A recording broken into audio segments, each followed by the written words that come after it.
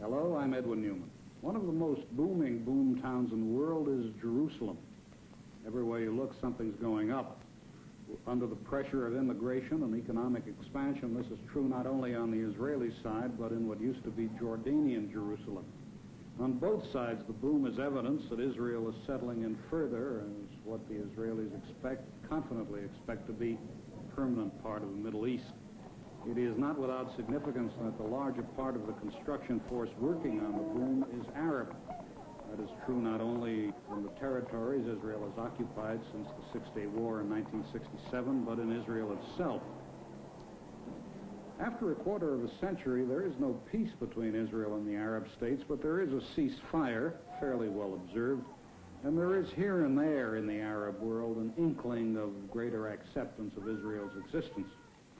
Still, there is also, of course, on the part of many Arabs, a persistent and even implacable opposition to Israel, and the Israelis know that real peace may be a long way off and that there may be much trouble ahead. They would be foolish to think anything else. But this is a fairly stable and hopeful time for them, and anyone who has made periodic visits to Israel notices that at once. The world has long since got used to the idea that a woman is in charge of Israel's affairs, Prime Minister Golda Meir. The fact is, an Israeli and world scene without Mrs. Meir would take a lot more getting used to. Mrs. Meir has been Prime Minister since March 1969. Before that, she had a variety of government posts and party posts. She was, among other things, Minister in Moscow and Foreign Minister. And it is Prime Minister Golda Meir who will be speaking freely today. Mr. Meir, I wonder whether we might begin by speaking of Arab groups of the kind that hijack airplanes and killed Israeli athletes in Munich. They talk a great deal about the Palestinian homeland and how they've been deprived of it. Is there any legitimacy in talk about an Arab-Palestinian homeland? No, I think not, at any rate. If the homeland that is referred to is supposed to be Israel, I think it would be worthwhile just to take a minute, go back a little bit in history. For instance, before the First World War, there were no independent Arab countries. This area, that is Israel today, and as a matter of fact, up to the Jordan, was considered the southern part of Syria. When, after the war, Great Britain got the mandate over Palestine, Palestine was then between the entire area, between the Mediterranean and the Iraqian border. All of that was Palestine. There was one High Commissioner and considered one country. The first partitioning of Palestine took place in 1922, when after the war, Great Britain saw fit to parcel out this area of the Middle East and give part of it to every one of the chefs who were helpful in the war. They had to do something also for Abdullah. So they partitioned Palestine, made the western part of the Jordan River Palestine. The eastern part was called Transjordan. The second time Palestine was partitioned was in 47, of course. Now, but until 22, all of that was one country, it was one Palestine. Of course, in Transjordan, or what is Jordan today, there are Bedouins, there are others, but you will not find one single country in this area, an Arab country, that hasn't various groups of Arab people. So to say that there is a Palestinian people as apart from those that are in Jordan especially, This is not true to fact and not true to history. Now,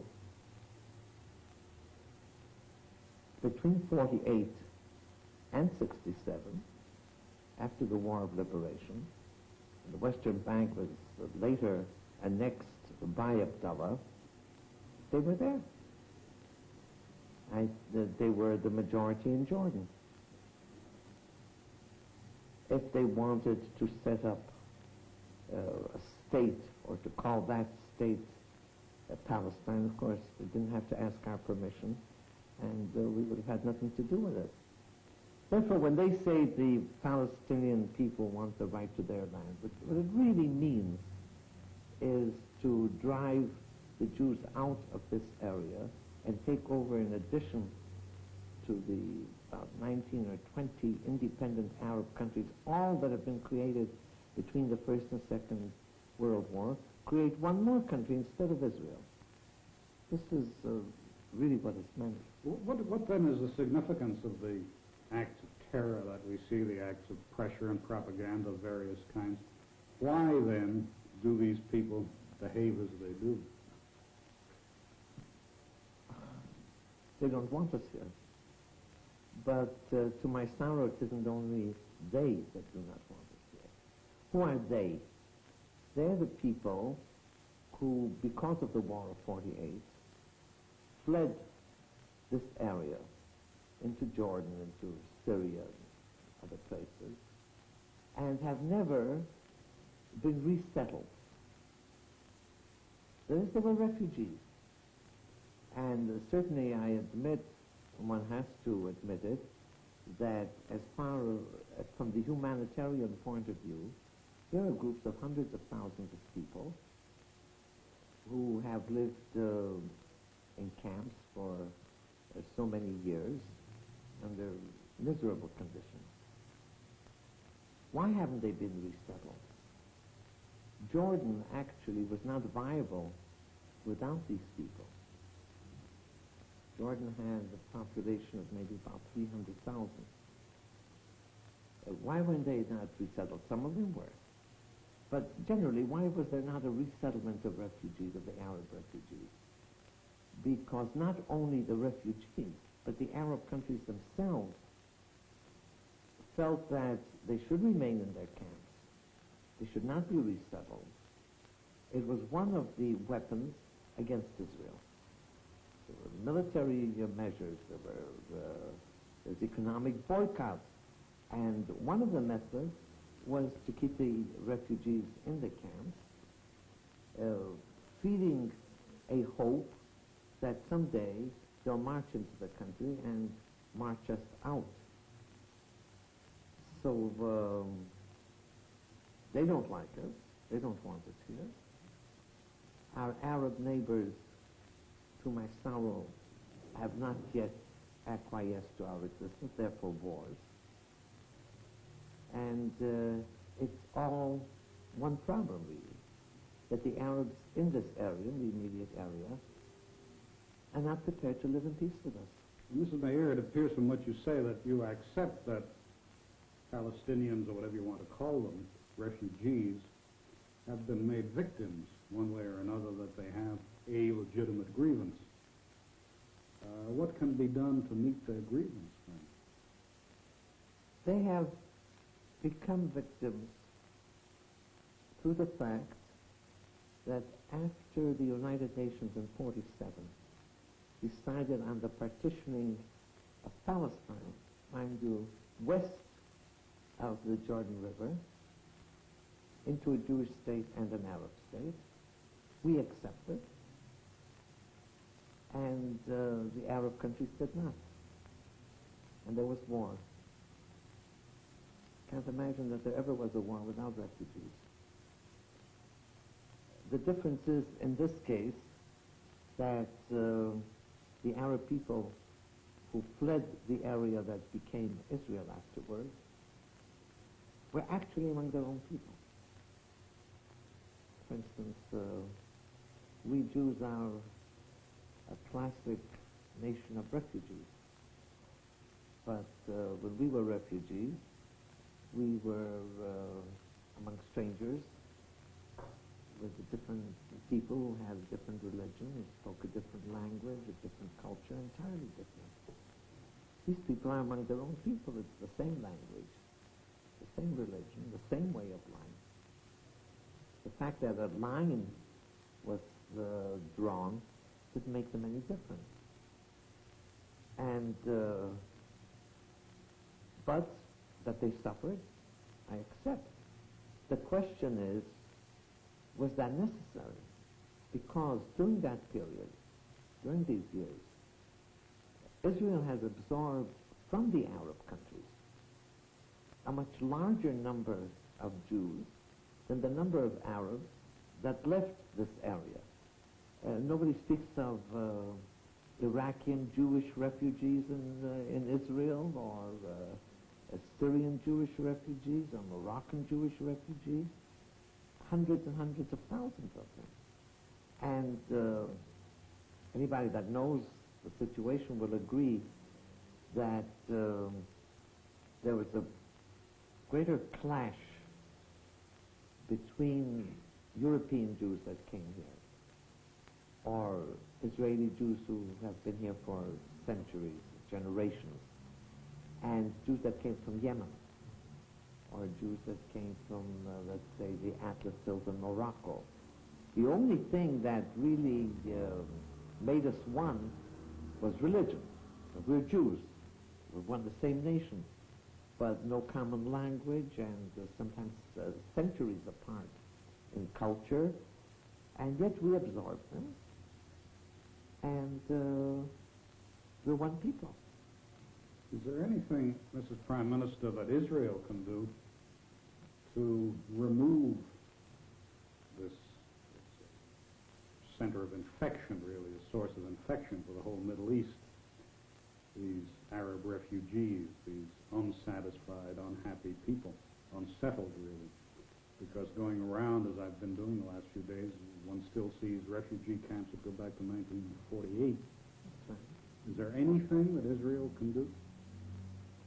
We have said immediately after the war of liberation in 48, 49, that we are prepared to pay compensation for anything that these people have left behind, whether it's land, whether it's orange groves, whether it's houses, anything. We have allowed tens of thousands of them to come back because families were separated during the fighting. And if part of the families remained here, and if they, no problem of security, we allowed them to come back. Now, the United Nations had a committee to investigate what these people left behind. And we cooperated with them. It comes up large sums of money. Now, if there had been peace, this money, the aid from international aid and from various governments, there's no doubt this thing would have been forgotten. And they would have been resettled in agriculture or in industry or in any other way. Instead, the United Nations during these years poured hundreds of millions of dollars into miserable camps. We found the camps now, for instance, in the Gaza Strip. It's unheard of that people should be kept in conditions of that kind. But it was done with this idea, the worse the better. These people must be miserable. They must live in conditions of that kind. They must not resettle and have a home of their own or so on, so that they will be an instrument against Israel. What about the terrorism, Mrs. Meir? Israel takes a very firm line against terrorists, against hijackers, whereas other countries do not. What is the, even when the lives of others are involved, you say, don't give in to hijackers. What is your reasoning there, since innocent lives are at stake? Innocent lives are always at stake. The question is, can innocent Israeli lives become a commodity that groups of men and women can just do with them whatever they like. Because when they take a plane, for instance, let us take the last incident, the one of Lufthansa in Germany. Nobody would say that it's a simple matter. Of course not. But look what happens. These men demand the release from prison of men who participated in the killing of our people in the Olympic Village. They say and practice, but they say openly, we want them out. As soon as they land in Libya, they make a statement, now we'll start all over again. So of course lives are involved. But it means that people are set free when everybody knows that what they intend to do at the first opportunity, they will kill more Israelis. It's a difficult problem. I don't say it's easy. But Israel cannot say, well, as long as it involves Israelis, it's all right.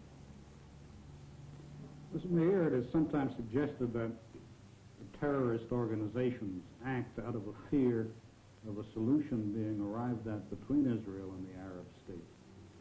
Is there a prospect of such a solution? A solution between us and the Arab states? Yes. I'm sure there is. The question is when. Look, one must not, I think, look at the situation in the Middle East as though there are Arab countries that involve themselves in war with Israel, but it doesn't hurt them. It doesn't hurt their people. Their governments carry an immense war budget, but their countries develop and they have modern schooling and health services and so on.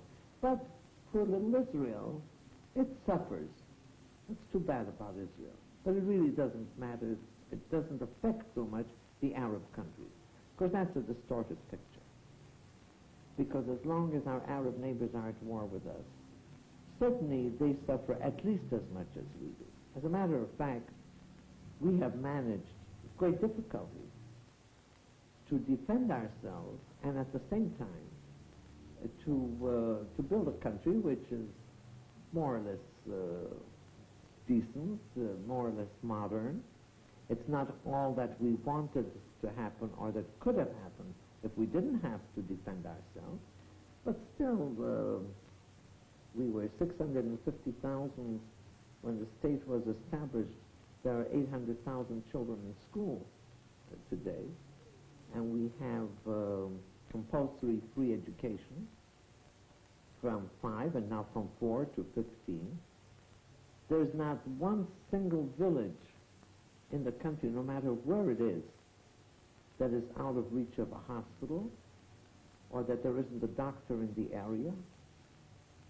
And there's industry, there's modern agriculture, there is culture, there's music, there's theater.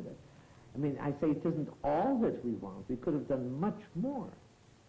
When in a country like this, we have a community of close to 50,000 young men and young women in institutions of higher learning.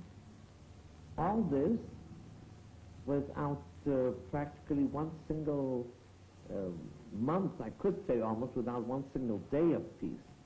Now, this isn't exactly what happened on the other side. So, war in this area is something that is hurtful to Israel and to the others. Peace, if it comes and when it comes, is a very important situation for Israel. We're not ashamed to say that we want peace, but also for the other countries. So anybody that is interested in this area must not fall into a way of thinking, well, There ought to be peace because Israel needs peace. The entire area needs peace. And the tens of millions of people in our neighboring Arab states, they are the main sufferers. Are you suggesting then that it is because they are suffering, and it is because these countries are less well off than Israel is in the particulars you've cited, that there is some hope of peace, that will create the pressure for peace in Arab countries?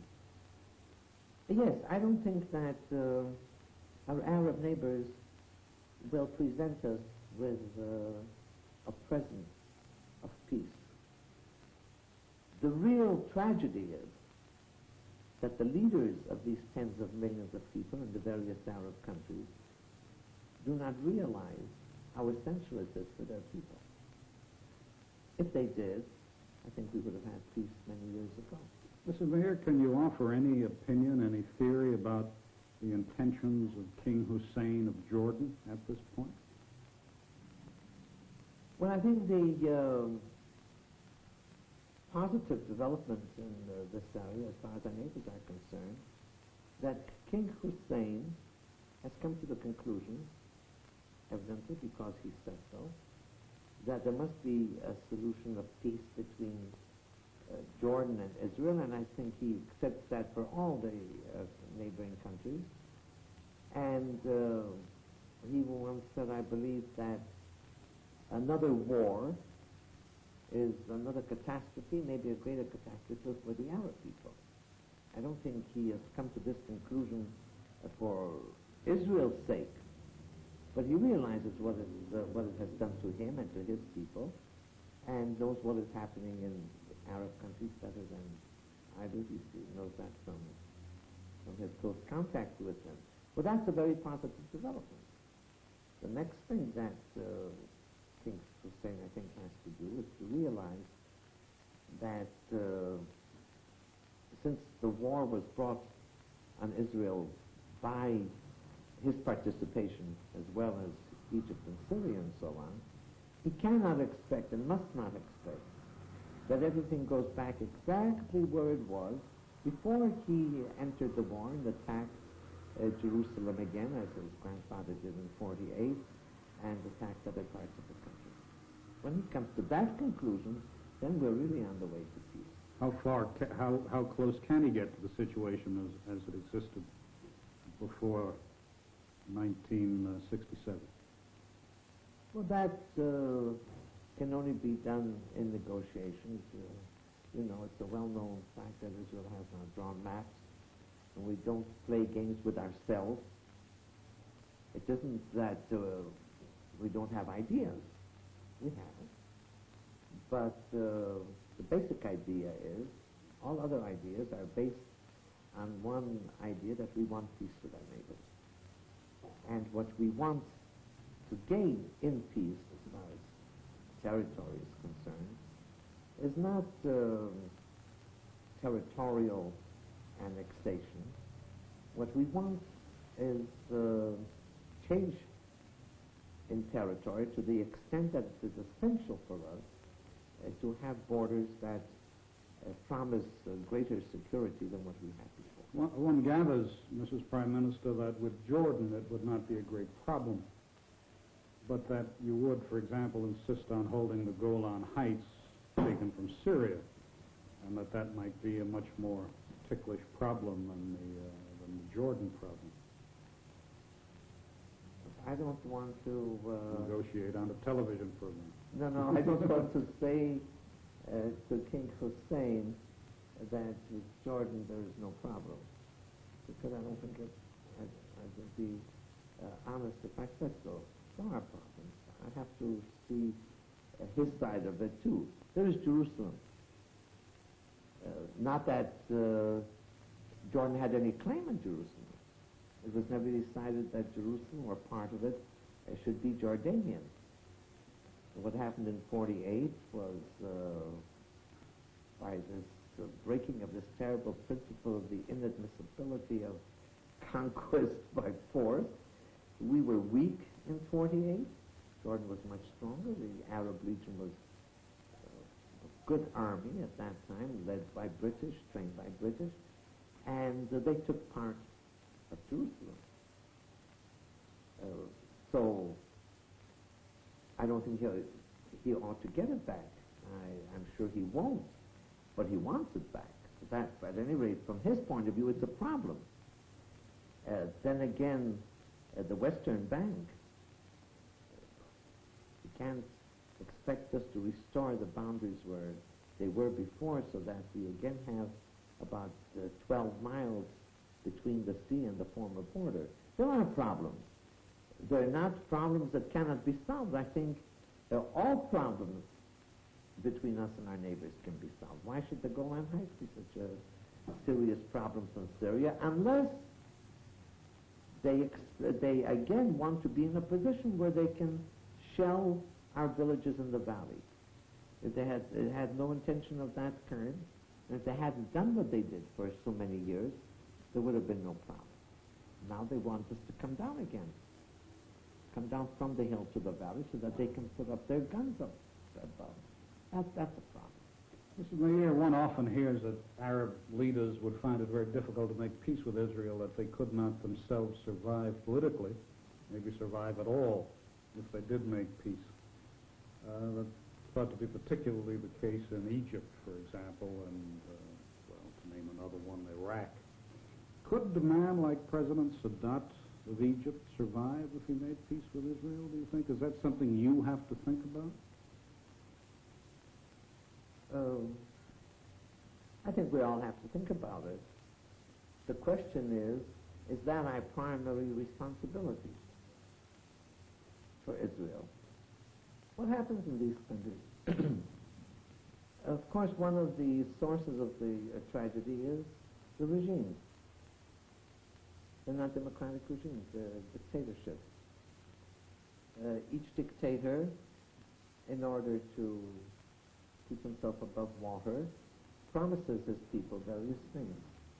One of the things that every dictator in this country in this area promised their people, that Israel will be destroyed. One thing I think they can't be blamed for is that they didn't try. That they did and couldn't, did not succeed. Maybe it's too much to expect from a dictator that he goes back to his people, has the courage to tell them, well, I've tried, you know I've tried, we can't do it. And since you people are paying the price for it, because of illiteracy and because of poverty and because of hunger and so on, we have to give it up. Live at peace with Israel and build ourselves. Now, if you go on promising people that next month it's going to happen, I objectively understand that it's difficult for him to do it. And maybe he's risking his being in power, maybe even his life. But I'm sorry, I don't know how we can help him. Mr. Meir, the Russians withdrew from Egypt at the demand of Egypt. Did that fact make a settlement or make the prospect of peace, did it improve the prospect of peace in the Middle East? Very many people thought so. We hoped so. But actually, if you analyze the situation, we have never said that the Russians are driving Egypt to war against them.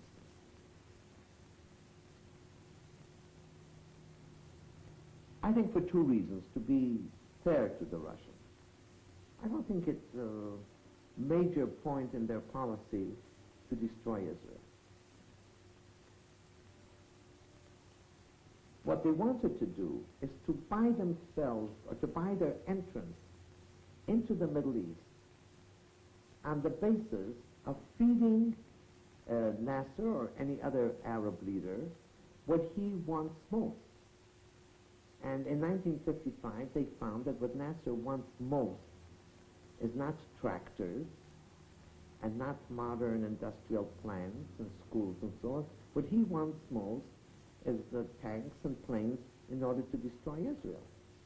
But they were prepared to give it to them, to to give it to him, and kept on giving it to him all the time. Now, when they left, we thought, well, if Sadat became disappointed with the Russians, on what ground? That Russia was not giving him enough material with which to destroy us. Maybe he'll make up his mind that, all right, he's lost this friend too. He doesn't believe the Americans will help him destroy Israel. Maybe then he should turn around and make peace with us. But that hasn't happened. You see, in all this, there's one more point that has to be taken into consideration. It's not only because we're committed to democracy and can't envisage a different regime. But look, whether it's Israel, whether it's the United States, any other democratic country, a government takes a decision which it is convinced of is good for the people. It's not always popular. It goes to its parliament, presents its, or whether the president says, doesn't make any difference, but there's a body democratically elected that has to deal with it. But let us take our form of government, British form of government. Suppose the government decides something, and we go to the parliament. What can happen? We lose the majority in parliament. So what? So there are new elections. When there are new elections, either we are re-elected or another party gets into government. The state remains. If we lose, we'll think too bad. The others can't do as well as we do. The other party will think they'll do better, but nobody is killed. There is no taking over by force. Nothing happens. Saddam or Nasser before him, or Assad in Syria, or the other one in Iraq, they always have to take into account that if they make a decision which is not popular, which is against the education that they gave their people, he'll lose his post. He'll not be president again. How will he not be president? He will not be re-elected?